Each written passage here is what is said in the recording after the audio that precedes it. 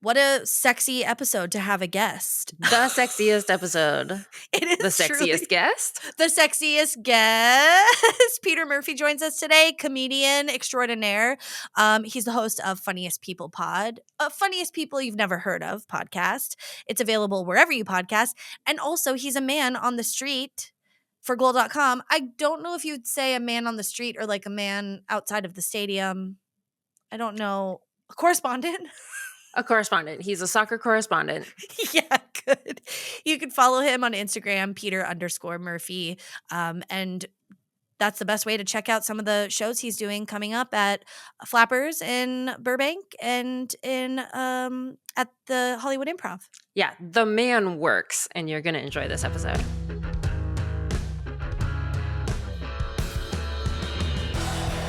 I'm Nicole Mackey. I'm ZJ Hadley. You're listening to a recap podcast drowning in nostalgia. Welcome to Baywatchers. I hope I'm doing this in my bedroom because, just the nature of Baywatch and the nature of this podcast is it's inherently horny. So I hope this isn't my bed back there. I hope that's not too horny. No, without a bedspread, it's almost repellent. So you're safe. For some reason, I didn't think anybody would pick that up, but I took, anyway. You're actually the first man to ever be on this podcast, so that's a huge honor. Again, thank you so much. I'm very honored. I'm very honored. Okay, what is your experience with Baywatch, by the way? Like, because we're watching it for the first time, we should say. Mm-hmm. I love Baywatch as like a cultural cornerstone, right? I don't know much about it other than obviously the episode that we watched, Cretin of the Shadows, but also, the big superstars that came from it. Obviously too early for Pam Anderson, but our boy Hasselhoff, great. And as far as my experience with Baywatch, watching it not so much, but I was lucky enough to work on a project with Gina Pomeroy, Holly Gagnier. What? Yeah, we worked together in Oklahoma City on a pilot presentation of a pilot show called Story of You. This is and what an episode for her this is. I know. Yes. She's from what I gathered, she's not typically featured a lot, but a lot of like dream sequence, she's great. But also as far as this episode goes, I feel like that is David at the dentist, right? Like he's freaking out, and he's our guy. What was his name? Eddie. Eddie. Yeah, Eddie. Mm-hmm. Yeah. Our guy Eddie is freaking out, and then just so many montages and many. Yeah, okay. It was great. I want to talk about the fever dream. I think while we're kind of brushing up against it because it was. Horny. Speaking of. It was very horny, right? Yeah. I was I'm a little bit torn between, this is upsetting because Eddie is like their child almost. Like he lives with this married couple who is they treat him like a child. I mean, they're trying to get him to go to the dentist and it's very like, oh, honey, it's not going to be that bad, sweetheart, da-da-da-da. Mm-hmm. And then he comes back super high and he's like having... What is the equivalent? She goes from like Debbie Gibson in her daytime outfit to the fever dream, which is like full Weird Science Kelly LeBrock, like almost naked, hot. Mm-hmm. And it was like, should I be upset that she went from like mom to mommy? Ooh. Wow, from mom to mommy. I can't wait for Bravo to get a hold of that name. Yeah. It's good you're getting get these sound bites in. It's good for socials. A MILF makeover show, mom to mommy. But like to really put a bow on that also, the man is not consenting. He can't. He is incapacitated and she's fully sober and his caretaker. And so it was interesting just the way that the 90s of it all and the masculinity of it all conspired for him to be like, I feel bad because I fucked this guy's wife. And I'm like, dude, you were just assaulted. Oh. Yeah. I see that. He thinks that she fucked him while he was high after the dentist. I did not pick that up. And he's dealing with that guilt but it was involuntary on his part. He was not consenting. And I mean, none of it happened, so we're safe. Exactly. Yeah. And also, I've never apologized for sleeping with someone's wife.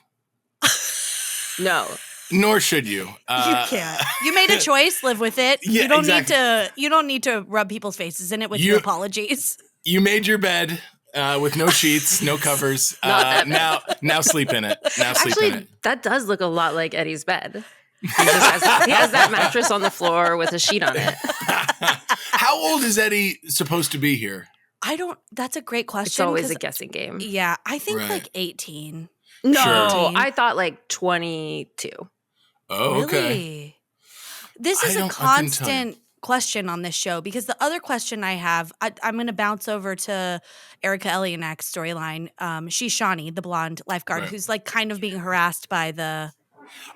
yes. Like, not since Frida Kahlo have I seen a sexier unibrow. Yes. I mean, top 3 unibrows, Frida, Shawnee, Anthony Davis of the Lakers. Doesn't get sexier or taller. Yeah. Oh my God. Can we get a male opinion on this? Because I think it's a lot. Nicole's on board the unibrow. Like for the 90s, if you put yourself in the era, can you find it sexy? Okay, rating it 90s and also today, I would say it's a defining characteristic. It's not. It's hot or not. Here I am rating women. No, it's a defining characteristic. Absolutely hot to me, but it's like in an outfit, it's like one piece of flair compared to like a TGI Fridays thing. Like she's got like that one thing going on and like, whoa, that's super unique. Very cool. Like, the unibrow is kind of like, I guess it's more of a choice than say like a tooth gap, but it's like one thing that's like very, it's like a defining characteristic. And like the one thing, and absolutely 100% hot. Totally. Okay, good. I understand the tooth gap analogy, like the character. It gives character to the face. That's right. It. Yeah, It makes you unique, and also I feel like it really stood out in the 90s because the eyebrows of the time are very thin. Yeah. I had to have my eyebrows tattooed back on. These are tattoos. Because you tweezed them too much? Up here. Oh, yeah. Oh, no. Don't give a 12-year-old a pair of tweezers in the 90s. It was a sad time. Right. Yeah, I think so. It is interesting that was a statement back then. And then you come, like, we've circled back to a fuller brow now. So now it's almost, I think, almost unnoticeable. Almost. Oh, her unibrow? Yeah. Like, it almost just looks like very full brows. Yeah, I will admit I didn't notice it until I read about it, and then I noticed it all the time. Oh. She's kind of got hair in her face a little bit, and I imagine for this show that makeup and costuming was a nightmare. Also, sound is a nightmare. You're right next to the beach. Yeah. Like, how did they do this? There's so much ADR. And sometimes it's really bad. Ugh. Yeah. So, but that's a good call out, and makeup is a good call out because how are they filming some of this stuff? Yeah. I had a thought about when we see Jill and she's swimming and she swims right into a dead body with a knife sticking out of it, which I laughed out loud. Yeah. I was like, oh, okay. But how are they filming her in the water? Like, are they actually filming that in the ocean? Or is that like in a pool? You don't think it's just a camera person with a waterproof camera like swimming beside her? Maybe, but it looks I don't know if like they had green. that technology, right? Waterproof cameras? No, did they have waterproof cameras? Okay, they did. Yeah, because they've been underwater a few times. But I wonder for like the safety of the actors and all that stuff, like do they film in a pool somewhere? Because also the lighting, it's really green. And I feel like the Pacific Ocean's a lot darker and murkier than is portrayed. Yeah. So many external factors, like Santa Monica Beach, a lot of wind, the water. What are you going to do? Also, there, LAX isn't too far from there. So like airplanes are probably flying around. What a nightmare to shoot. And then, like you said, probably a ton of ADR. My gosh. Yeah. There's one point where Trevor and Craig are having a conversation while Trevor's eating breakfast. He's like a side character. You don't need to know. But they're like, wow, it's like pretty dead out here. Yeah, no swimmers, no surfers. And there's like 30 surfers right behind them. And I'm like, they couldn't just block this shot differently so that it wasn't so obviously like. But compared to how many people are usually on the beach in the like when they pan over that beach and it's like a rave, like people are packed in and they're using the same B-roll every time of just this absolutely cramped beach. So compared to that, it was empty. Excellent point. Also, as far as B-roll goes, I don't know where they got that shot of like the party at the end, like the external shot of like the party at the end. It's like, it's out of like an old movie. It was like practically black and white. I'm like, oh my gosh, where does this stock footage come from? Also, a guy coming from the East Coast, I was, I grew up in Florida and I was like, man, looking at this, it was kind of how Los Angeles was portrayed at the time as like, there's always a party happening. It's always on the beach. People are always at the beach, going crazy. It's a weekday, weekend, whatever. It was just like heaven. I thought, oh man, what a like the same way. Did you both see Saltburn last year? No. Okay. So I know the big things about it, but I just couldn't bring myself to watch it. It was a wild, crazy movie, but more than anything, it was a 90-minute music video for how hot Jacob Elordi is. You know what I mean? Sure, the same way that House of Gucci is just about like, oh my God, I can't believe they're wearing these incredible outfits.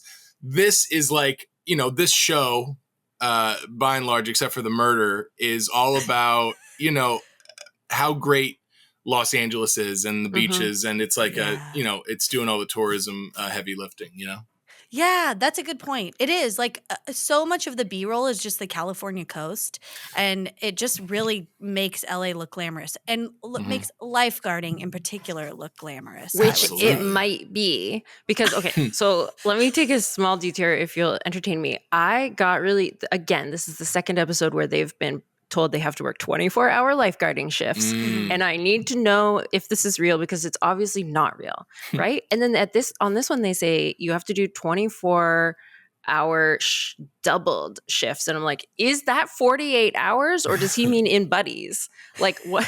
I didn't understand the terminology. But anyway, you're not allowed to do that. And so then I was researching. I was like, please, I just need an article disproving this or something. And that's where I found something. I slid over to Nicole yesterday. That there was a Fox News article from like 3 years ago that came out that some lifeguards, and it seems to be mostly the higher up people, but like maybe Hoff or Hoff's boss level, are earning $500,000. Whoa. Yeah.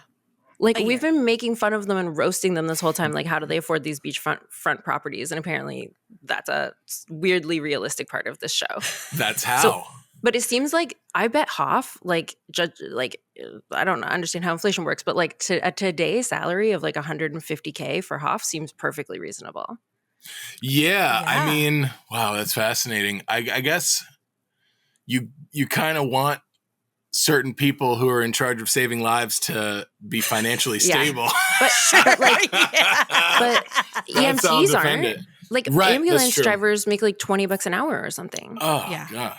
Yeah, that's not cool. Yeah. That's fascinating. Should we forget about being doctors and Oh, well, you go back a couple of episodes and listen to the one where we talk about the tests that you have to be able to do to become a lifeguard. Because no, thank you. I'm not available. I can't pass that.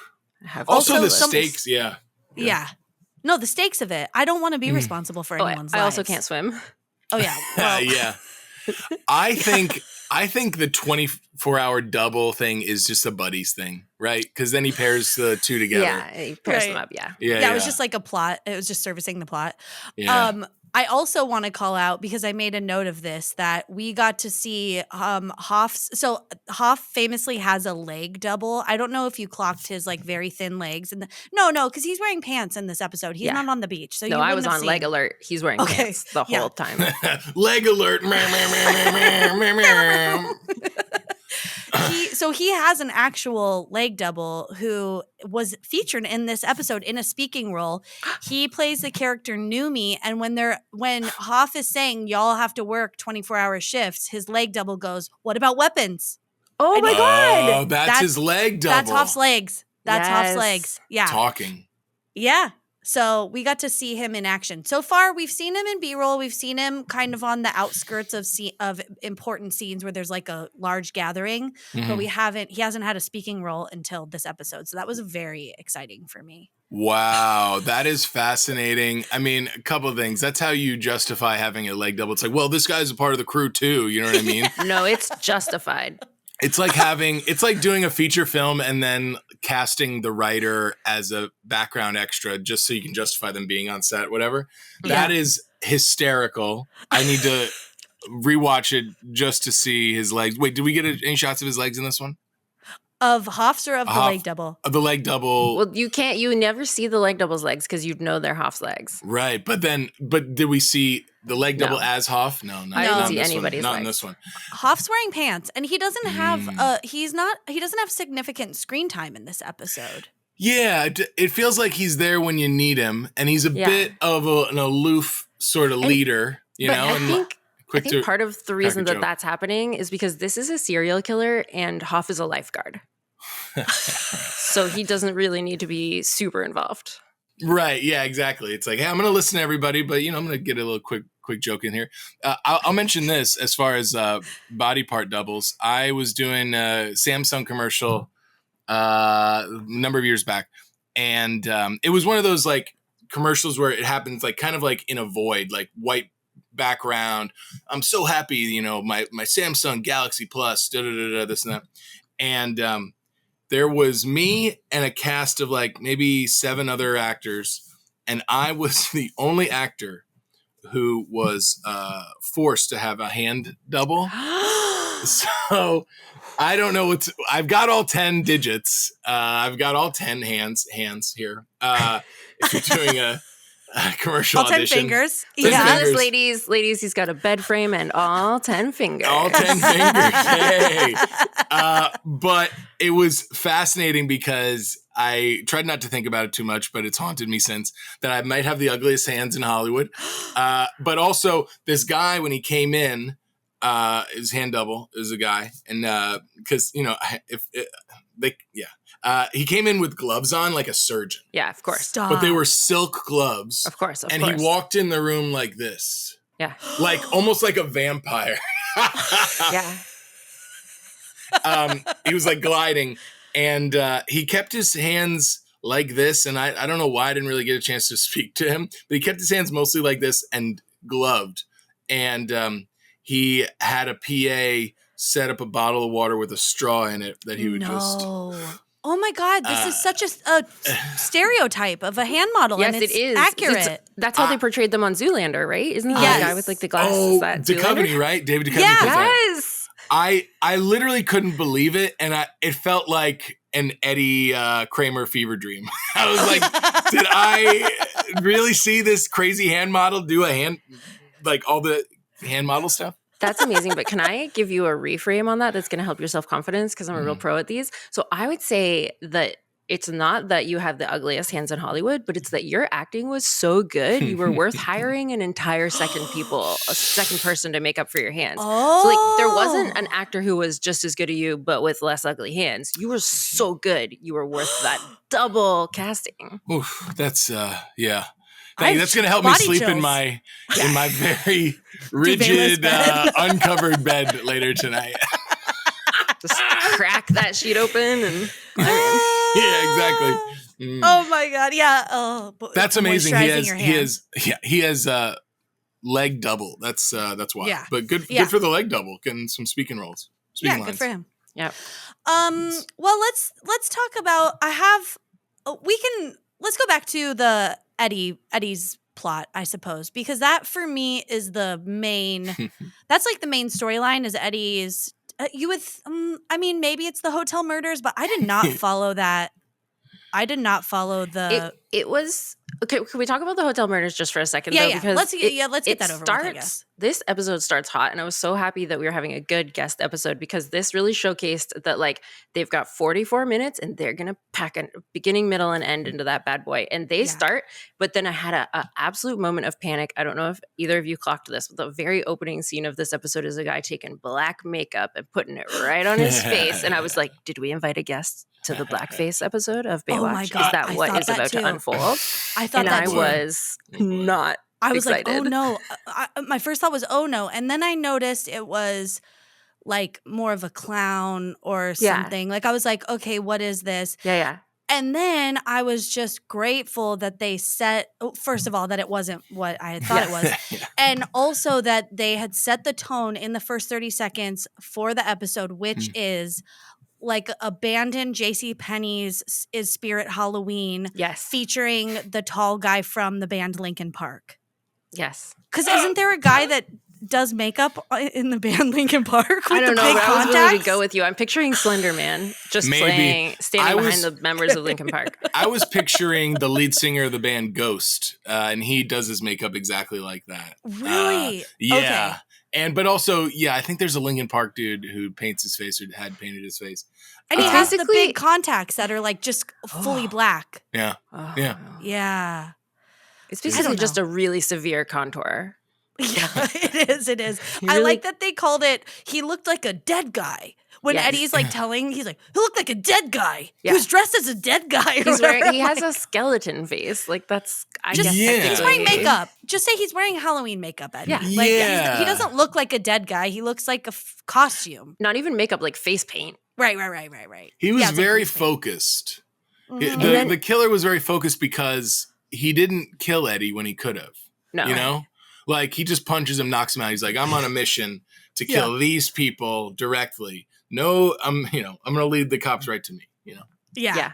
With a steak knife. Yeah. I'm like, how does that kill you? I don't think it would. I wrote that too. I'm like, stabbing someone in the back like that, I don't think would kill them. And these people die immediately. No, it would depend. If you hit something major, maybe, but like, no, I think stabbing them once in the side with a steak knife would maybe really slowly kill them if they didn't get medical support, but like not drop dead immediately, can't answer any questions. Yeah, so one stab in the back.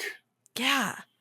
And it's like not even in all the way. It's like there's a good 2 inches of steak knife that's still usable if someone needs to cut a steak on their back. Yes. Yeah, and they literally call it a steak knife. Yeah. Yeah. Where's this guy getting all these steak knives? Well, they come in a junkyard. Oh. I could not follow the plot, like the actual details of the plot of this episode. I don't know. They kept mentioning like the senator and then someone's last name and like, oh, he knows them. And I'm like, who? Why does it matter? And I also thought, okay, I wrote down at some point when we saw when we see the guy, like looks like a dead guy, killer, I go, oh, are we going to have a Scooby-Doo reveal? Mm-hmm. Whoa, yeah, I would have loved that. Yes. And at 17 minutes in, I thought maybe the killer was Shawnee's little stalker kid. Me too. Absolutely. Oh, interesting. And I was like, ooh, is this what's happening? And then come to find out, disappointment of disappointments at the very end, it's nobody. We don't even ever see his face. You can't do a reveal where you reveal it's a new person you never told us about. Yeah. That's not a good mystery. Right. Yeah. Also, he was dragging Gina through the water and stuff like that. And like his makeup is off. running off. But then when he's getting thrown in the cop car, I guess they let him reapply it. Yes. Touch-ups. We need touch-ups before this man gets arrested. Yeah. Yeah. That was unhinged. I noticed that too. Like when they fall after they chase Gina with the killer from Santa Monica to San Pedro, which is in basically South Bay it's literally 30 miles away. What are you talking about? There's a sign at the junkyard that says San Pedro boat something, which is down where I live, not up in Santa Monica. Oh my God. And I was like, I don't think they really, but I'm like, no. Okay, someone wasn't paying attention. Yeah. I thought they ran out of the building and right into the sewer. They did, and then they came out in San Pedro. Oh, okay. But then that boat launches into the water. There's a whole lot of interesting things going on. I'm like, how is this happening? And the guy fully has no makeup on when they're in the water after the boat launch. I'm like, okay, what's happening? The water, he got wet. Yeah, I know, but then he has it again. When he's getting thrown in the cop car, he's fully reapplied. Like, it's like not even dry. Yeah. The makeup is so fresh. Yeah. What do you think? Okay, this is what I wanted to say also. And it comes back to my question about, are they filming in the ocean or in a pool? Are they filming in a sewer? Or is it a set? There must be sewer sets, right? Like, I bet every sewer we've ever seen is the same sewer set. Was this the most expensive TV show of all time? Like all these different like sets and locations. I imagine they would do a set. I don't think they're doing it in a sewer. I don't think so. It's dangerous. Well, and the sewer they went into was really small. But I did have a question about it because we previously had an episode where 2 kids were stuck in a storm drain. Again, this is another just totally unattended storm drain that apparently leads to a sewer that doesn't take you all the way to San Pedro. What do you do? You think they have bouncers outside of them? What do you mean unattended? A gate. A lock. But a like gate, there's a lock, yeah. You could get into there, I feel like. In the 90s? In the 80s and 90s? I think stuff it just seemed loose. like another child trap. And considering we almost had 2 children die in a sewer on this beach some amount of time ago, we have no idea. I just thought they should be locking those up. Yeah, fair. Yeah, they should. If you can pay lifeguards to work 24 hours a day, you can in buddies, in pairs? In pairs, $500,000 a year. Yeah, I guess you'd expect, like a gate where like, water could flow to. Yeah. No children could weasel their way in. They're in and out of these. Maybe they justify it because that was like a construction site because they were building the hotel. Maybe there's something to do with that. I don't know. Could be. Okay. So we have the storyline of like corrupt senator hotel murderers. Mm-hmm. We have Eddie sex dream storyline. Mm-hmm. And we have Shawnee gets harassed storyline, which, again, poor woman can't catch a break. This woman. Yeah. No. But did you guys catch the twist on that? Like it was a bet? Oh, yeah. It was a bet? That the kid's slimy. Yeah, he's a slimy, 16, 17-year-old kid. Yeah, because he had no license. So then it's like, right? how old is Shawnee? Probably 18. Probably barely 18. You think so? Yes. Yeah. You think, okay, so you thought it was age appropriate. I thought she might have been a little older. I thought she might have been in her 20s, and he was like, kid without an ID. I think she's 20 and he's 16 and just hasn't gotten his license yet. Maybe. Okay. He certainly doesn't know that, showing up injured every day with like a scrape, a bruised rib, a spraying sunscreen in his eye. These aren't attractive things. No, but he's not. He doesn't have a crush on her. That's what the twist is. The bet that it was a bet. And then he says he's going to go do the same thing to Jill. I think he still has a crush on her. No, I think that the other kids bet him that he couldn't get one of the lifeguards to kiss him. And that's what that exchange was. That's why it was so revolutionary to me. I was just like, oh shit, he doesn't even give a shit about Shawnee. These kids bet him that he couldn't get a lifeguard to kiss him. And he did. And then they said double it or nothing and pointed at Jill. And he starts running after Jill. Yeah. Right. So but to your defense, Nicole, it's hard to not have a crush on Shawnee. Yes. Yeah. Which that's is, what I'm saying. It's less believable that he doesn't, isn't I'm not saying he attractive. wouldn't. I'm just saying it was artificially created for the bet. Yeah. And I was just so disappointed that it works. He says, if you just give me like a kiss or something, then I'll leave you alone. And she does it. And I'm like, gross. I know. Yeah. Is that her? I mean, yeah. Is that her just being like, all right, I'm going to get out of this with minimal? No, it is that, but it's just gross that women have to do that. And that was really icky, really gross. And also, like, I was hoping, up until that moment, I was like, all right, this kid's a bit of a nerd. He thinks he's going to get her attention by like scraping his knee or getting hurt or whatever. Like, he said spraying something in his eyes. Maybe, because we know now that this series lasted for so long, maybe he comes back as an adult and he's like redeemed himself. But no, he's you will never see any of these people again. He's a little greasy. Yeah, that's gross. You know what I realized? We got I don't want to say a cameo because I don't think this person is like super famous, but she was a working actor. The secretary of the hotel builder that gets killed and she's like on the news and stuff. She was the mom on Boy Meets World. No way. Yeah. I recognized her and I Googled her and she was the mom on Boy Meets World. And I was like, good for her. This is maybe one of my favorite things about watching this show now, 20, 30 years later, is like, there's so many people. We've had David Spade. We've had Mariska Hargitay. We've had Bryan Cranston. Yeah, Bryan Cranston. Yeah, we've had so many people that were in like these small roles when their careers were just starting out, little bit roles that you recognize them and you go, oh my God, wait, I know them. And then. Did we have Jason Momoa already, or is that? No, he doesn't come till way later. Yeah. Wow. He's like the end of the series, I think. Wow, that's awesome. Baywatch is launching careers. But she was the one that was like, you promised me a raise, and then the guy dies, right? Okay, yeah. Ugh, and they kiss. Too. Yeah. So they kiss. Having an affair. Yeah. Ew. Yeah. I think that's just what people did with their secretaries. I know, but what bothered me the most about when it revealed their affair was that the whole time she'd been following him and calling him Mr. whatever. So she's like, yes, Mr. Martin. Yes, Mr. Martin, I will. No, Mr. Martin. And then she's also having to fuck him. Like, if you're fucking your boss, you shouldn't have to be that polite to him. That's at least the minimal trade-off. Yeah. In front of nobody but us, the audience. In front of nobody. In front of nobody. Also, they didn't need to be having an affair. It had nothing to do with anything. No. Literally nothing, except for like, oh, he's a powerful man or whatever is maybe the only thing that it says, which is it's so dumb. Just if they don't kiss, it's just he was with the secretary and it's fine. Yeah. So strange. They were working. The kissing in this episode, there was just a lot of inappropriate kissing, okay? Because, you know, Eddie and Gina didn't end up having an affair, but she does kiss him a lot in this episode. Way too much. And it starts to feel, beginning of the episode, I go, oh, I love this relationship. I love their dynamic. I love that these three people live together and he's kind of like their son and it's funny. And then as this episode goes on, I go, okay, now I feel like maybe there's a lot of inappropriate boundaries and crossing of those boundaries from everybody in this dynamic. And now she's kissing him all the time and being like, it'll be our little secret. Yes. And I go, oh, I don't like that for Craig. She leaned way too into him. Yes. She's soaking wet, which for some reason made it worse.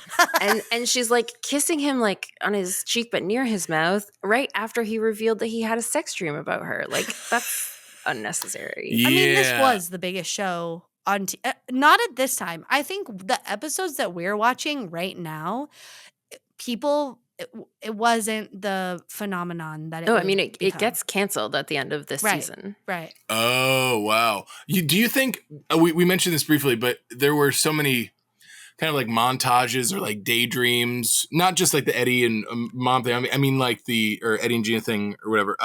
But I mean like actual montages where he's seeing her and everybody. And then, you know, people are just like walking, you know, and then like Shawnee has that thing. Yeah. Do you think in the writer's room, they're like, man, 44 minutes is a long time. Let's have him like just walk around and be hot.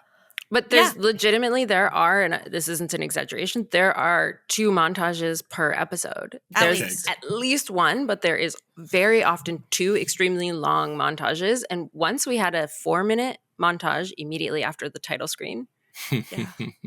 So they're padding it. Great. Yeah. It's also, I noticed, so these 2 were only 10 minutes apart and they're both focused on like hot women. And I also had the thought of, oh, this episode is too like murder and male heavy. Yeah.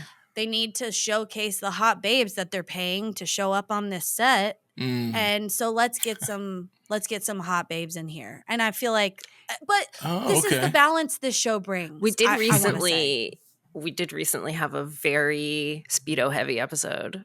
Okay. Which was wall-to-wall dudes in Speedos, often close-ups. Junk and butts. The montages were full just junk and butts. Junk and butts. It feels like not every episode is balanced, but it feels like over every few episodes, you do achieve a kind of balance. No, well, I'm saying balanced with like sexy and murdery drama. Like it can't be too, it can't lean too heavy into the drama, which they don't really have a lot of great plot for. Right. The explanations are confusing, but then it can't lean too heavy into that because it starts to feel like a different show. So then we always have to come back and have, you know, like a fluffy, sexy thing happening. Your Honor, might I mention, might I further my point that Baywatch is really the birth of all culture in the last 30, 40 years. Yeah. And I'd say, please correct me and don't hesitate if I'm wrong, but as far as true crime goes, that's mostly female driven genre that, you know, it's like a lot of women love true crime. So maybe this also helped spawn true crime, and the true crime was for the female audience, as you're suggesting. Oh, interesting. Or were you saying that the death and murder is more of like a male thing? No. I think death and murder, I think true crime women love it. I'll give you that for sure. I'm worried Agatha Christie is going to be like, well, sure. I was invested.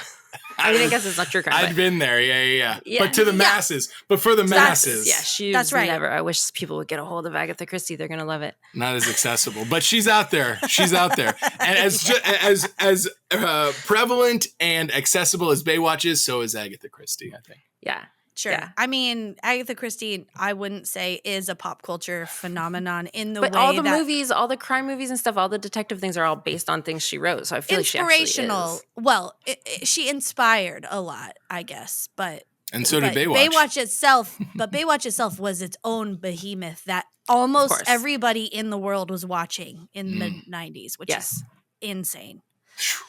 No, nothing's ever going to be that big again. I'm glad you're converted, though. Are you going to keep watching Baywatch? Because it's been just such a unexpected. I think I have to. Yeah. I think I have to. It's only going to get better too. Yeah. Like we're not even in the height of it. Like there's so many more beautiful people to join the cast. There's so many more sort of mullets to be introduced. That hairstyle has come back a little bit. You know what I mean? And, is that what you're rocking? Yeah, a little bit. I just got it trimmed. I just got the little flow trimmed up. But yeah, that's coming back, and not in such a dirtbag mullet type of way. In like a keep your neck warm, chic. Yeah, exactly. Yeah. Peter, you know sports stuff. Yeah. Do you know what hockey hair is? Hockey hair, yeah, that's kind of like what our creepy young guy that had a crush on Sean sort of had, right? Yeah, a little flow in the back. Yeah. Okay, I didn't know if this was a phrase I'd invented, so thank you. That's very validating. Are you Canadian, ZJ? I am Canadian. Yeah. Okay, yeah. So yeah, I mean, hockey hair, hockey smell. You know the hockey smell. Yeah, the hockey pads. I was trying to describe it.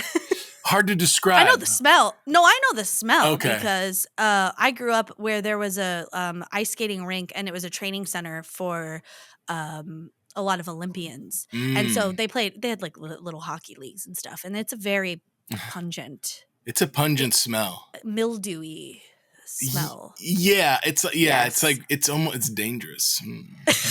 Yeah, it introduces danger. Agatha Christie, write this down. Hockey smell. She's probably dead. No, I think she's doing great. Oh, really? Well, they're still making Poirot movies. Okay. She will always be alive in our hearts. True, she's alive in our hearts. That's all that matters. Oh my God. I'm not sure we gave you the full amount of time you needed to tell us everything about Gina Pomeroy because we got so excited about talking about her sexy makeout scenes and stuff. But is there any more tidbits? Like, how recently was this? How old was she? How old are you? Was she still hot? Like, what was the vibe? Right. So, this was a pilot for a TV show that we shot in Oklahoma City in January 2020.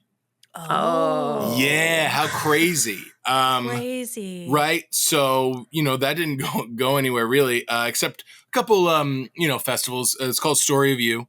And I play a husband who gets cheated on.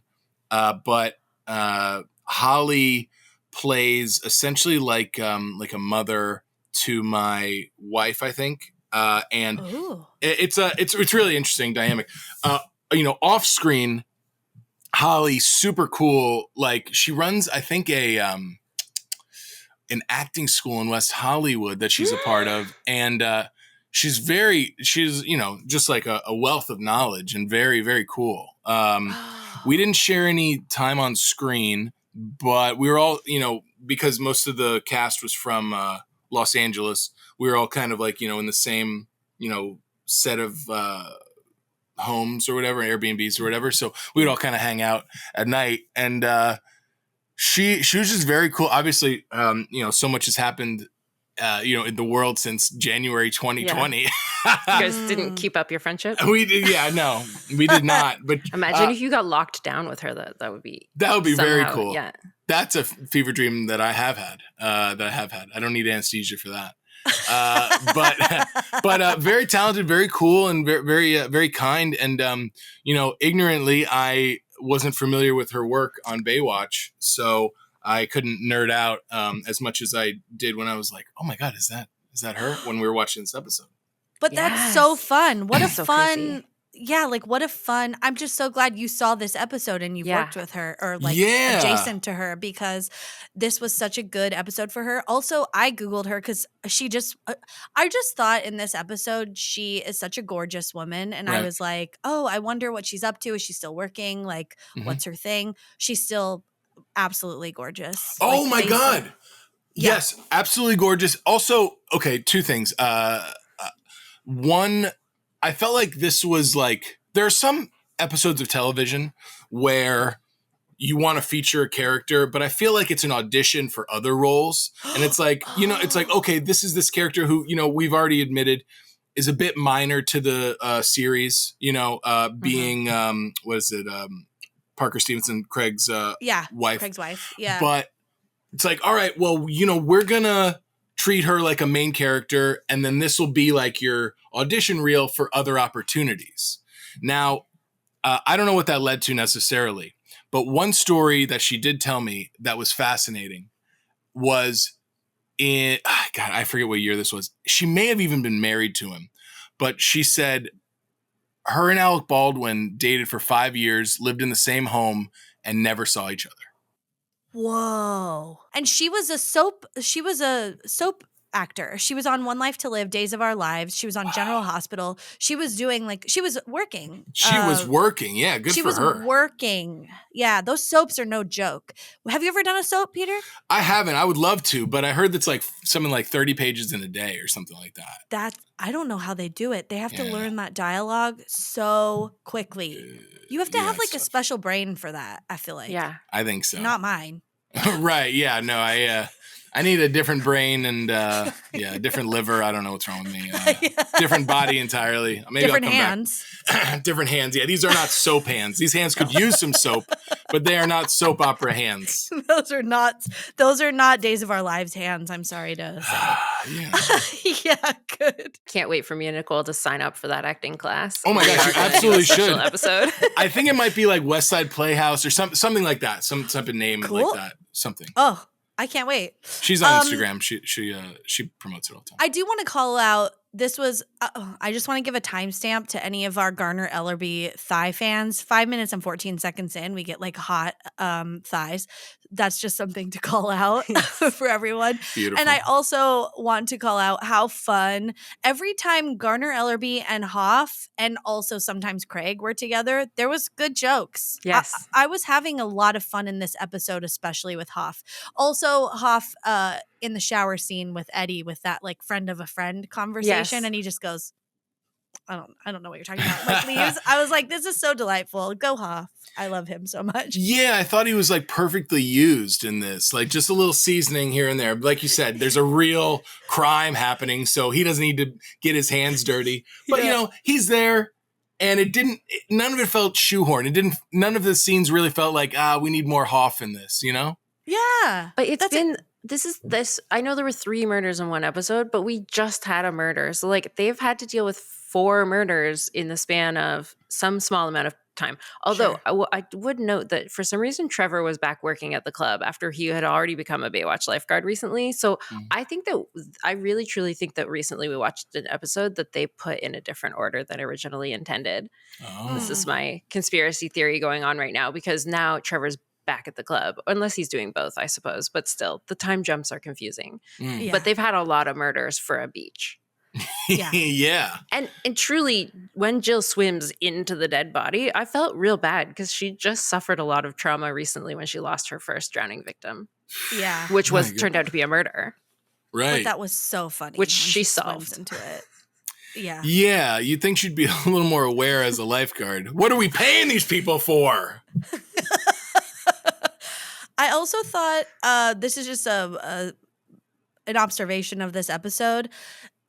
I think they do a really good job with casting of the guest stars that come on to this show. And I thought the senator that they casted had such a good senator like face and old-timey vibe. Yeah. Like he really seemed, I was like, yeah, that guy's an asshole and he's wealthy and like he's corrupt, and I feel like that was prime casting. He's corrupt in some way we have still not been able to figure out that involves a hotel. Yeah, and we don't know at the end. This is what I wrote down. Nadine's son is the killer, ? Who is that and who cares?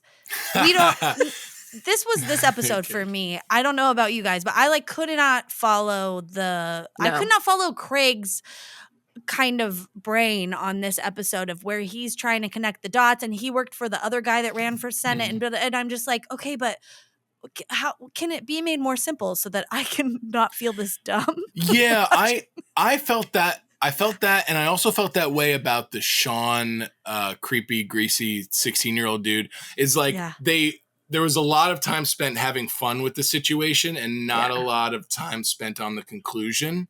And then the conclusion, to your point, Nicole, was like, oh, well, this person off screen, sold this off screen to this off screen person. And it was like, all right, when, Craig was, he was trying to pin, his motivation obviously was like, all right, well, this guy's corrupt. He's scum. He didn't like him from the beginning. He's like, he helped against his campaign, like for this other campaign. And then this guy became, a dry cleaner or something like that. And like that was some slight, I mean, I don't know. Dry cleaners are probably making $500,000 too, and don't have to jump in the water. I don't know. Who knows? But also I love, you're totally right. Also, you brought up Gardner Ellaby, that character, and just what a typical cop to be like, all right, fish boy, you can't hack it with the real cops. And like, just be like, oh, what a coincidence. People are just, like he's saying, like, people get stabbed on the beach all the time. What? Oh my God. But Gardner Ellaby seems to be the only police officer in Los Angeles. And I feel like that is a lot of work. That's a heavy workload. Yeah, it is. And yet he keeps a light and airy and breezy attitude towards these guys. He's never like, the last spoken line of this episode is from Gardner Ellaby to Craig and Hoff. And he says, you guys just can't get enough of the wet stuff, can ya? And he cracks himself off and walks off screen. And I was delighted. I was like, I wish that the whole episode was this fun. Right. It was so funny to me. Yeah. And, it was, that attitude of like, easy peasy, breezy around, whatever. That I've asked you this once before, Nicole. I don't know if you remember, but I was like, I'm from Florida, and a lot of people use the term when referring to California as like Cali, and I'm like, do you like that? And you go, oh, that's gross. I hate when people say Cali or like use it sincerely, but that attitude is what we expect from every Californian. Just like, people are dying. You love the wet stuff, tough guy. All right, I'm gonna work on my tan. You know what I mean? Like that's like the attitude we expect from the East Coast to come out to California, and everyone's like that. And not necessarily the case, but it was a very, very broad choice in this show. I like that you remembered that. I was like, uh-oh, where's this going? But it's just that, yeah, that's right. Yeah. Oh my goodness. But yeah, it's so annoying though. Like, oh yeah, man. Oh, Peter, you still out in Cali? I just rejoined Facebook, by the way. And I'm gonna Strong choice. Sorry. In 2021 my account was hacked, and then I was like, they kicked me off, and I was like, all right, whatever, I don't need this. But then I rejoined just because everyone's like, oh man, it's easier to get, you got to create a online presence, blah blah blah, yada yada. Yeah. Sure. And then everyone's been like, oh man, you're still out in Cali? Like, how's Cali, bro? And I'm like, ugh, stop. You don't know what you sound like. Yeah, exactly. Yeah. Oh, I know Nicole would hate this. Yeah, and that's how I judge most things. I'm like, if Nicole doesn't like this, should I be doing it? The answer's no. Yeah. The answer is always no. You know that. Yeah. Oh my goodness. What a fun time. Is there any last observations anyone made before we give this episode a rating? I'll just throw out that the Gina's scene from the credits was from this episode. When it's one of the sexy montages where he's seeing her everywhere on the beach, and it like pans down to her like, and that's in the credit scene. Same with Shawnee. Same with Shawnee's montage. Yes, I didn't notice when she's like standing there and it kind of pans up. Yeah. That's fun. Okay, good. In the beginning, who's the guy playing chess with? Like someone over the radio? Yeah. Yes. Like another boat guy. Oh, that's cute. Okay, that's fun. Gosh, this was so action-packed. Yeah, it really was. So much happening. I mean, I really, and yet I still have no idea what happened. I'm so lost. Yeah, I guess that's a perfect bit of television. Like you were entertained for the time it was there. And then... Yeah, what happened? I don't know. It was a fever dream. Yeah. That's what I love about this show. It was literally a fever dream, this episode. Yes. Which is delightful. Yeah. Oh, Peter Murphy, thank you so much. Oh, no, I want to ask you before we sign off. What would you give this episode out of 5 red swimsuits? How many out of 5 red swimsuits? See, I have to tell you something, and I don't know if you noticed about me, but in rating things, I rate things on a pizza scale. And for me, that's binary. So it's either a 0 or a 5. For this one, absolute Perfect. 5. Absolute 5. Great. We'll take it. I don't get in the minutia of decimals or 4s or 3s. Giving it all 5. I was entertained. I was able to suspend my disbelief of reality for the entire episode. It was fun. I don't know if... was it for me? Yeah, totally. I was entertained the whole time. It was fun. There were 3 very fun, plots happening, and they wove them together. And, they played with them. Was the conclusion as satisfying as it could have been? No, but, this is TV. You got to shoot the thing eventually, right? Yeah. And it was good. It felt like a Scooby-Doo episode, except at the end they take the mask off and, like, you don't know who it is. Exactly. ZJ, what's your rating? I'm gonna give it. Do you want to do pizza or you want to do swimsuits? No, I'm gonna do out of swimsuits, and I'm gonna give it a 4 because I think like there could always be, I think the perfect episode still awaits me, and I'm looking forward to it. But this was jam-packed, action-packed. Loved it. Yeah. I mean, there was some consent problems and a real blackface close call, but we got through it. Oof. Yeah. I'm going to give it, I guess I'll give it a 3.5. And honestly, it would be higher because I loved Gina in this episode. And I feel like I loved sexy Gina. I thought that was worth the episode alone for that.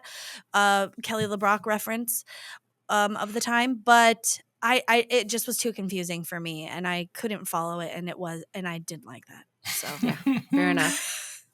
Okay. Peter Murphy. What a treasure you are. Thank you so much for coming on Baywatchers and doing this podcast. And such a delight to have you. Where can everyone find you? Where do you want everyone to find you? Well, ZJ, Nicole, thank you so much for having me on the program. I think this is going to be my new show that I get into. People rewatch The Sopranos or Breaking Bad. No, I'm going into Baywatch and I can't. I'm going full steam. So if you are curious about little old me, you can find me on Instagram. It's Peter_Murphy. I have a brand new Instagram friend, ZJ. Mm-hmm. And then on TikTok, touchgrass_EG, little travel show that I've produced and do. And then, stay tuned to that sort of stuff. And, you'll see little clips of me performing and then updates on when I'm going to be around performing around the country and stuff like that. At the Improv? At Flappers? Yeah, so you can find me at Flappers Wednesdays and Fridays. I'm at the Kookaburra Lounge in Hollywood, which is a brand new comedy club that opened in May. First week it hosted the Netflix's Joke Festival, and I'm there every Thursday. The Improv, like once or twice a month. And then I'll be, you can find me, I'm the West Coast correspondent for goal.com if you're a big soccer fan. And I'm actually traveling. The MLS Cup playoffs are coming up, so we're going to do a lot of coverage of that. But I'm also going to be traveling to Manchester, Liverpool, and London at the end of November to do some fun work with the English Premier League. So, oh wow, you are working. So and also, since we're on a podcast right now, I do a podcast called Funniest People You've Never Heard of. That is with my friend Todd Fields, who is a fantastic editor for reality TV, and we are going to do. We're going to release episodes every Tuesday through the end of the year, and that'll be our first season. And it's a real joy to do. It's fun. Funniest People Pod on Instagram? That's right. All right. Great. Amazing. Thank you, Peter, so much for being here. Yeah, thanks for fitting us in. Oh my God, get out of here. No, thank you so much for letting me be on the show. I love it. And I'm gonna obviously continue to watch Baywatch, but I'll tune in and see what you guys have to say about the episodes as well. A new listener. We have a great reel on our Instagram where you can see a very, you'll see it. You'll know it when you see it. The leg double in a. Good. Not very much of anything. Oh, okay. Well, a little Easter egg. Why not? Hey, go nuts. Yeah. All right, ZJ, you want to do our little thing? I forget how we end this podcast. I've had such a nice, fun time. But I am ZJ Hadley. And I am Nicole Mackey. And this has been Baywatchers. Yeah. End podcast. Yay, hands. Get those hands off here. Yeah, that's